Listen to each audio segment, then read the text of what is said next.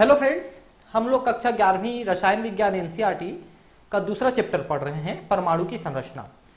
इसके पिछले 5 वीडियोस में मैंने आपके 5वें वीडियो में जो तरंग है, प्रकाश विद्युत चुंबकीय तरंग है, उसके बारे में आपको बता रहा था कि तरंग की दो मतलब ये जो प्रकाश विद्युत विकिरण है इसके डुअल नेचर है, द्वैत प्रकृति है, एक तरंग जैसा एक कण जैसा। उसी पे हम बात कर रहे थे।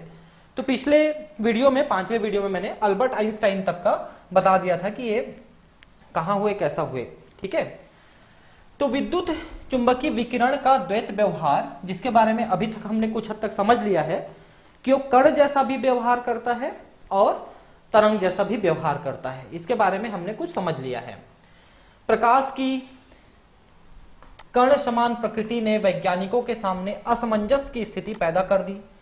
एक तरफ तो इसने कृष्णिका विकिरण और प्रकाश विद्युत प्रभाव की संतोषजनक व्याख्या की, परंतु दूसरी तरफ प्रकाश की तरंग जैसे व्यवहार, विवर्तन, व्यतिकरण आदि परिघटनाओं की व्याख्या नहीं की जा सकती थी कण प्रकृति के द्वारा, है ना, की व्याख्या की जा सकती थी के साथ युक्ति संगत नहीं था, मतलब नहीं किया जा सका, ये मतलब है। तो अगर हम तरंग प्रकृति मान रहे हैं तो कृष्णिका विकिरण को हम नहीं समझा सकते थे। अगर हम कण प्रकृति मान रहे हैं तो विवर्तन है ना, व्यतिकरण है, इनको नहीं समझा सकते थे। तो ये दोनों चीजों को हमने समझा कि अलग अलग हम माने तो क्या होगा। तो अब वैज्ञानिकों ने कॉम्प्रोमाइज किया कि हम दोनों मान लेते हैं। ये मान लेते हैं कि ये जो कण जा रहे हैं, जिनको हमने फोटॉन या क्वांटम कहा, उन कणों के साथ एक तरंग भी वो है, जुड़ा हुआ है ना। तो आपको बता दें, जैसे कि मान लो किसी क्रिकेटर ने बॉलिंग किया, तो बॉलिंग करते समय मान लो उसने 160 की स्पीड से बॉल किया। अभी तक सबसे फास्ट 161 की स्पीड रही है पाकिस्तानी, वो जो शोएब अख्तर थे। तो उनकी जो बॉल थी, उस बॉल में भी एक तरंग जुड़ी रहेगी। मतलब कोई भी कण अगर मूव कर रहा है, कोई भी पार्टिकल मूव कर रहा है, तो उसके साथ एक तरंग जुड़ी रहेगी। वो उसके साइज पे और उसकी स्पीड पे निर्भर करेगा कि उसकी तरंग दैर्ध्य और आवृत्ति क्या होगी। तो ये मान लिया गया। इस दुविधा को हल करने का एक ही उपाय था कि यह मान लिया जाए कि प्रकाश के कण और तरंग दोनों जैसे गुण होते हैं, अर्थात प्रकाश का द्वैत व्यवहार होता है ना। क्योंकि अलग अलग व्यवहार को अलग अलग प्रकृति से समझ गए, लेकिन एक साथ फिर समझने के लिए हमको दोनों का, इसका प्रकाश का द्वैत व्यवहार मानना पड़ा। प्रयोगों के आधार पर हम पाते हैं कि प्रकाश तरंग या कण के समान व्यवहार करता है। ठीक है, तरंग और कण दोनों के समान व्यवहार करता है। जब द्रव्य के साथ विकिरण की अन्योन्य क्रिया होती है तब यह कण जैसे गुण प्रदर्शित करता है, और जब विकिरण का संचरण होता है तब यह तरंग जैसा गुण प्रदर्शित करता है। ठीक है, तो क्या बोल रहे हैं, देखिए कि जब द्रव्य के साथ विकिरण का अन्योन्य क्रिया होती है, द्रव्य के साथ विकिरण की अन्योन्य क्रिया होती है, ठीक है, तब मतलब द्रव्य और विकिरण मिलते हैं, तब कण जैसा व्यवहार दिखेगा, जैसे कृष्ण पिंड उत्सर्जन में देखने को मिलता है। और जब विकिरण आगे बढ़ता है तब यह तरंग जैसा व्यवहार करता है। द्रव्य और विकिरण की प्रचलित धाराओं को देखते हुए यह संकल्पना एकदम नई थी। ठीक है, क्योंकि अभी तक लोगों ने अलग अलग विचार किया था कि भाई ये कण जैसा हो सकता है, ये तरंग जैसा। अब एक साथ मिलना नई विचारधारा थी। लोगों को स्वीकार करने में काफी समय लगा, और आप देखेंगे कुछ सूक्ष्म जैसे इलेक्ट्रॉन भी तरंग कण वाला द्वैत व्यवहार प्रदर्शित करता है, क्योंकि इलेक्ट्रॉन भी एनी हाउ एक कण है जो मूव कर रहा है, तो उसमें भी कण तो है ही है, लेकिन वो तरंग जैसा व्यवहार भी करेगा। तो हम इसके कुछ एग्जाम्पल यहां पर देखेंगे जिससे आपको ये चीजें ज्यादा क्लियर हो जाएगी। जैसे देखिए, यहां पर पहले तो हम ऊर्जा कैलकुलेट कर रहे हैं कि 5 × 10⁻14 हर्ट्ज आवृत्ति वाले विकिरण के 1 मोल फोटॉन की ऊर्जा की गणना कीजिए। तो पहले तो देखिए, जो फार्मूला है हमारे पास E = h न्यू, ये फार्मूला है। ठीक है, h का मतलब है प्लांक स्थिरांक, जिसका मान ये है 6.626 10⁻−34 जूल पर सेकंड, है ना। और आवृत्ति आपको दिया गया है, अभी जो प्रश्न है ये आवृत्ति दिया गया ना प्रश्न में, आप प्रश्न पढ़े तो देखिए ये आवृत्ति दिया गया है, ये है ना। तो ये न्यू की मात्रा है, न्यू जो है ये आवृत्ति है। तो ई का कैलकुलेशन आप करेंगे तो बस दोनों को आपको मल्टीप्लाई कर देना है। जब मल्टीप्लाई किया हमने तो -34 में से 14 घटा देंगे तो -20 बचा, ठीक है, अब इन दोनों को आप गुणा करेंगे तो 6 पंचे 30 हुआ, 6 पंचे 30 हुआ ना, और ये चूंकि -20 है तो 30 को 3 दशमलव लिखेंगे तो -19 हो जाएगा, -20 से -19 हो जाएगा, क्योंकि 30.313 आना चाहिए, तो दशमलव को जब लेफ्ट में ले जाते हैं तो इसमें एक पॉइंट बढ़ जाता है, तो -20 से -19 बढ़ा, पता है ना आपको, तो 3.313 आ गया, यहां पर 33 आ रहा था एक्चुअली, 30 नहीं, 33.13 आ रहा था, ठीक है। तो जब हमने ये दशमलव को इधर शिफ्ट किया तो 3.313 आ गया, है ना, और ये 10 से घात -20 था, ये -19 हो गया। ये आया हमारे एक फोटान की ऊर्जा, एक फोटान की ऊर्जा आई, ठीक है, और हमने 1 मोल की पूछी है, तो 1 मोल में कितने कण होते हैं, इतने कण होते हैं, तो 1 में इतनी ऊर्जा, तो 1 मोल में गुणित इतना कर देंगे, तो इतनी ऊर्जा हो गई टोटल 199.51 किलो जूल पर मोल, ठीक है ना, ये ऊर्जा हो गई जो आपके 1 मोल में रहता है, क्योंकि E = H न्यू जो हमने निकाला, ये 1 फोटान की ऊर्जा निकाली थी, हमको 1 मोल की ऊर्जा पूछी है, तो 1 फोटान में जितनी है उसको 1 मोल की संख्या से गुणा कर दोगे तो ये टोटल ऊर्जा मिल जाएगी हमको, ठीक है। दूसरा एग्जांपल है 100 वाट का एक बल्ब 400 नैनोमीटर वाली तरंग दैर्ध्य का एक वर्णी प्रकाश उत्सर्जित करता है। बल्ब द्वारा प्रति सेकंड उत्सर्जित फोटानों की संख्या की गणना करना है आपको। तो देखिए, फोटानों की संख्या तीव्रता पे निर्भर करती है, तीव्रता जितनी तेज रहेगी उतनी ज्यादा फोटान निकलती है, और तीव्रता यहां पर 100 वाट है। तो देखिए, पहले तो आप देखिए कि बल्ब की विद्युत शक्ति कितनी हुई, 100 वाट। 100 वाट का मतलब है 100 जूल पर सेकंड, ये उसकी ताकत हुई। तो आपको ऊर्जा दे दी गई है, H आपको पता है, तो न्यू आप निकाल पाओगे, ठीक है, और या तो न्यू निकालो या C/λ निकालो, एक ही बात है ना। तो देखिए, यहां पर आपके पास जो दिया गया है H है आपका इतना, ये तो पता है आपको, ठीक है, और C का मतलब है आपका प्रकाश का वेग, जो आपका 3 × 10⁸ है, बटा 400 × 10⁻⁻⁹। ये आप देखिए, क्योंकि तरंग दैर्ध्य जो है 400 नैनोमीटर दिया है, तो नैनोमीटर को कन्वर्ट करने के लिए 10⁻⁹ करोगे तो मीटर हो जाएगा, है ना, तो 10⁻⁹ ये लेम्डा का मान, ठीक है। तो E बराबर हो गया 4 गुणित, इसको पूरा सॉल्व करोगे, आपको सॉल्व करना आता होगा। देखिए, ये -9 है, ऊपर जाके +9 हो जाएगा, तो +9 और +8 ये हो जाएगा 17।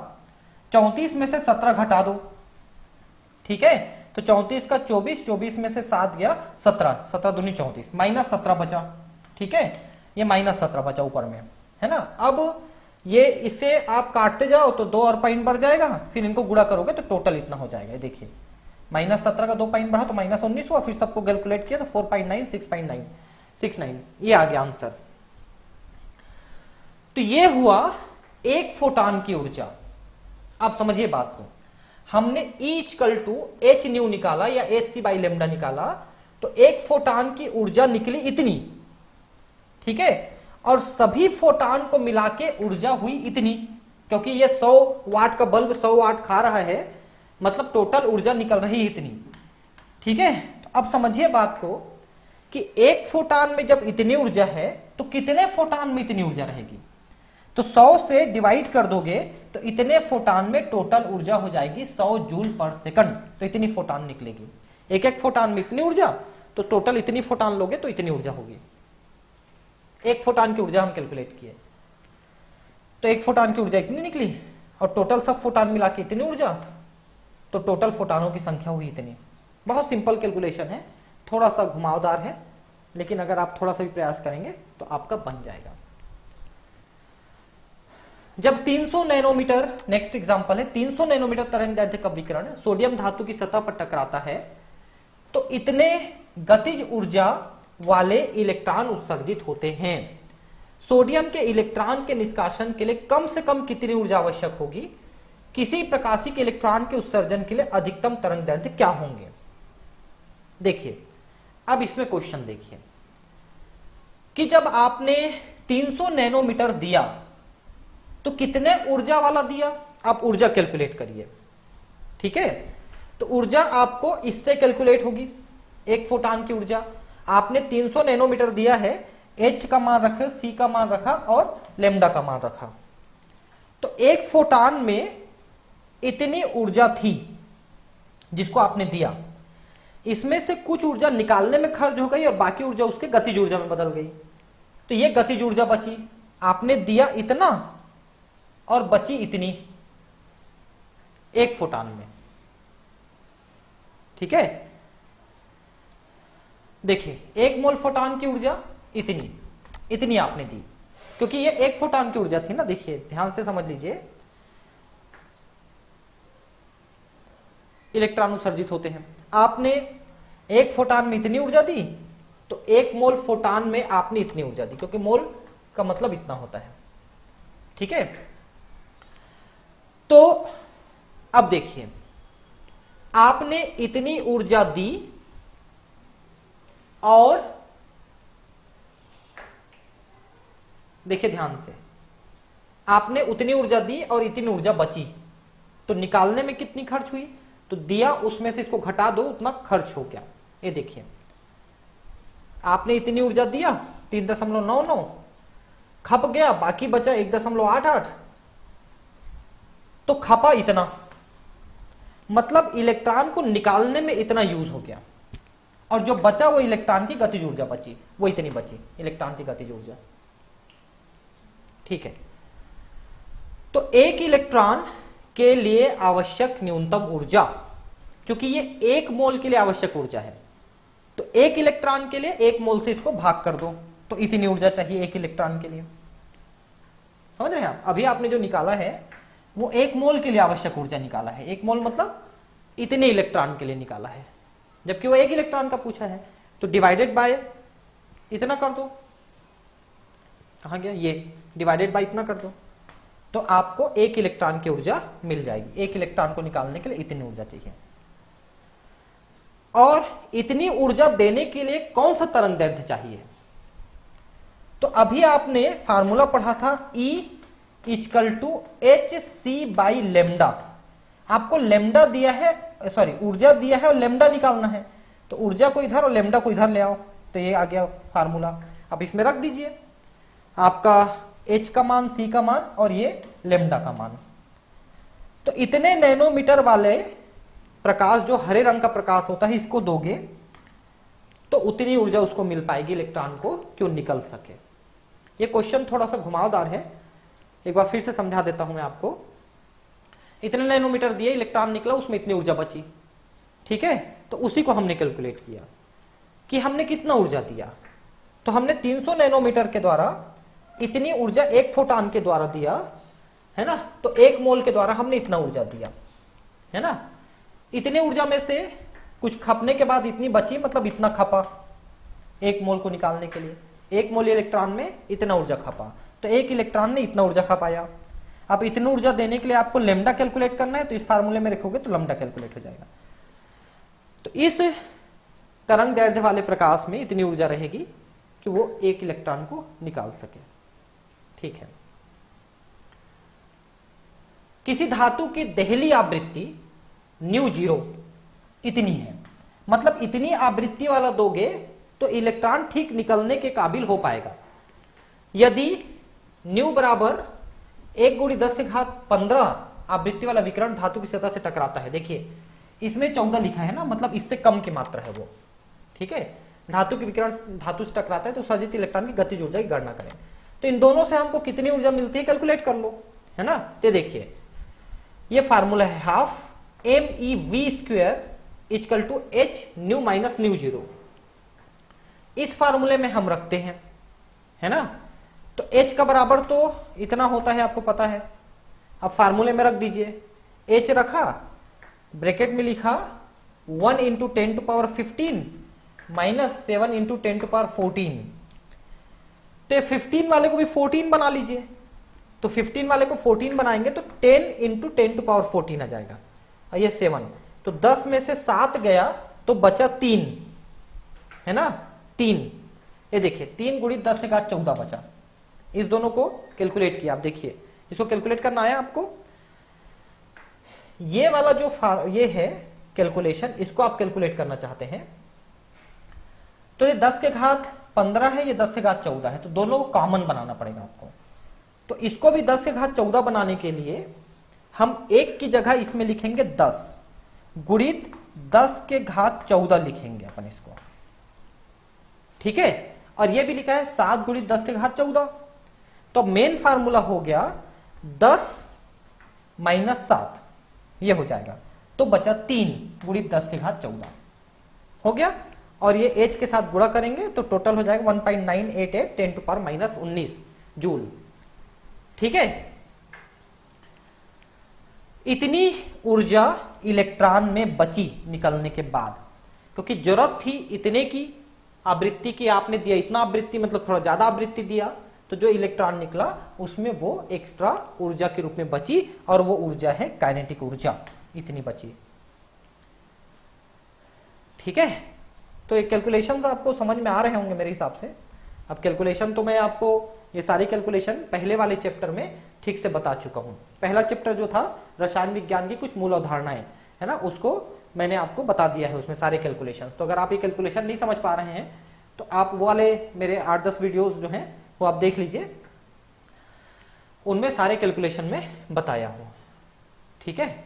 ठीक, अब नेक्स्ट टॉपिक है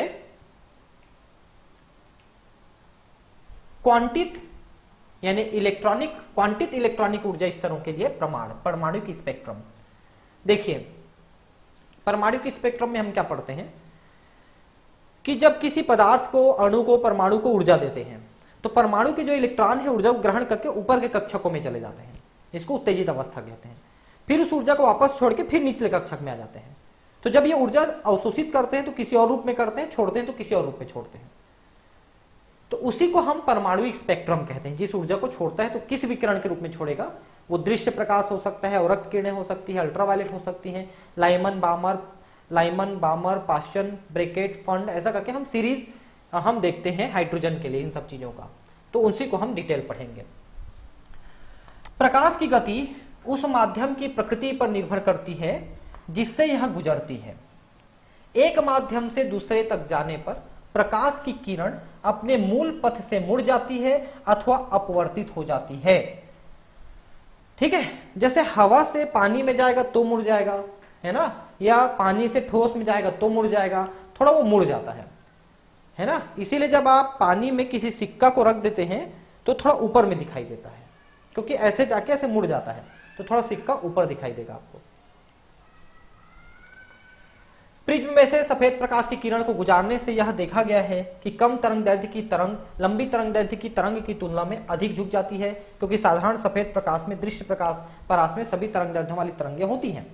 देखिए प्रिज्म का काम क्या है, प्रिज्म जो है प्रकाश किरण को ऐसे मोड़ देता है, ठीक है।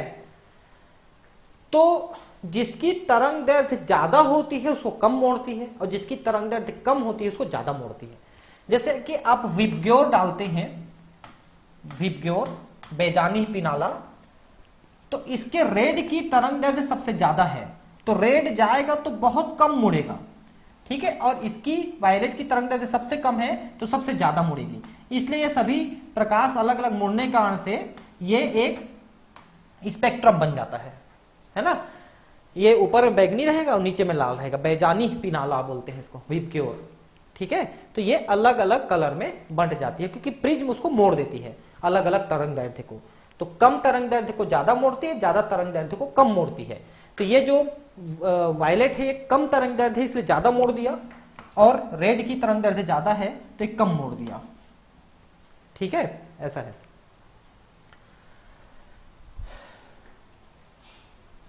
सफेद प्रकाश की किरण रंगीन पट्टियों की एक श्रृंखला में फैल जाती है जिसे स्पेक्ट्रम कहते हैं। वही जो इंद्रधनुष में दिखता है आपको, इंद्रधनुष में जो बनता है, इंद्रधनुष कैसे बनता है पता है, जब पानी बारिश गिरता है तो जो हवा में पानी की बूंदें होती हैं वो प्रिज्म का काम करती हैं, तो वो प्रकाश को ऐसे मोड़ देती हैं, तो ऐसे आपको इंद्रधनुष दिखता है। लाल रंग जिसकी तरंग दैर्ध्य सबसे अधिक होती है का विचलन सबसे कम, और सबसे कम तरंग दैर्ध्य वाले बैगनी रंग का विचलन सबसे अधिक होता है। यही मैंने बताया ना, विचलन मतलब मुड़ना। सफेद रंग का प्रकाश जो हमें दिखाई देता है कि स्पेक्ट्रम का परास 7.5 10⁻14 से बैगनी रंग से 4 × 10⁻14 के लाल रंग तक होता है। अब ये आवृत्ति बता रहे हैं यहां पर, तो जिसकी तरंग दैर्ध्य कम होती है उसकी आवृत्ति ज्यादा होती है। तो देखिए बैगनी रंग की तरंग दैर्ध्य कम होती है तो आवृत्ति ज्यादा है, ठीक है, जबकि लाल रंग की तरंग दैर्ध्य ज्यादा होती है तो उसकी आवृत्ति कम होती है ना। इस स्पेक्ट्रम को सतत स्पेक्ट्रम कहते हैं। सतत स्पेक्ट्रम का मतलब होता है जिसमें विबग्योर के सारे कलर होते हैं। कोई कलर गायब रहता है तो उसे विविक्त कहते हैं। विविक्त डिस्क्रीट मतलब डिसकंटिन्यूअस, यहां पर कंटिन्यूअस है। विबग्योर के सारे रंग कंटिन्यू लगे हुए हैं। मान लो उसमें से कोई 1-2 रंग कम हो जाएगा तब वो नॉन कंटिन्यूअस हो जाएगा, डिसकंटिन्यूअस हो जाएगा, उसको विविक्त कहते हैं अपन। विविक्त मतलब रुक रुक के। सतत इसलिए क्योंकि बैगनी रंग नीले रंग में और नीला रंग हरे रंग में मिलता है, अन्य रंगों के साथ भी ऐसा होते जाता है ना। विबग्योर ऐसा एक के बाद एक चालू होते जाता है, उसमें बीच में कोई गैप नहीं होता। जब आकाश में इंद्रधनुष बनता है तब भी ऐसा ही स्पेक्ट्रम दिखाई देता है। याद रखें कि दृश्य प्रकाश विद्युत चुंबकीय विकिरण का एक बहुत छोटा परास है, छोटा भाग है, ठीक है। किसी गुणधर्म के लिए विविक्त मानों के प्रतिबंध को क्वांटीकरण कहते हैं। विविक्त मानों के प्रतिबंध मतलब छोटे छोटे हिस्से में होना क्वांटीकरण कहलाता है। क्वांटीकृत का मतलब छोटा हिस्सा, फिर छोटा हिस्सा, फिर छोटा हिस्सा, इसे क्वांटीकरण कहते हैं, क्वांटीकृत कहते हैं। जब विद्युत चुंबकीय विकिरण द्रव्य के साथ अनोन्य क्रिया करता है तो परमाणु अणु इस ऊर्जा का अवशोषण कर सकते हैं एवं उच्च ऊर्जा स्तर पर पहुंच जाते हैं। एकदम सही है। तो एक्चुअली परमाणु अणु नहीं पहुंचते हैं, उसके इलेक्ट्रॉन पहुंचते हैं। इलेक्ट्रॉन ऊर्जा अवशोषित करके ऊपर चले जाते हैं, फिर वापस आ जाते हैं। उच्च ऊर्जा स्तर पर ये अस्थायी अवस्था में होते हैं। ये जब कम ऊर्जा वाली अधिक स्थायी तलस्थ अवस्था में लौटते हैं तो वे विद्युत चुंबकीय स्पेक्ट्रम के विभिन्न क्षेत्रों में विकिरण उत्सर्जित करते रहते हैं। एकदम सही है, ठीक है। ठीक, उत्सर्जन तथा अवशोषण स्पेक्ट्रम, इसके बारे में आपको नेक्स्ट क्लास में पढ़ाऊंगा, है ना।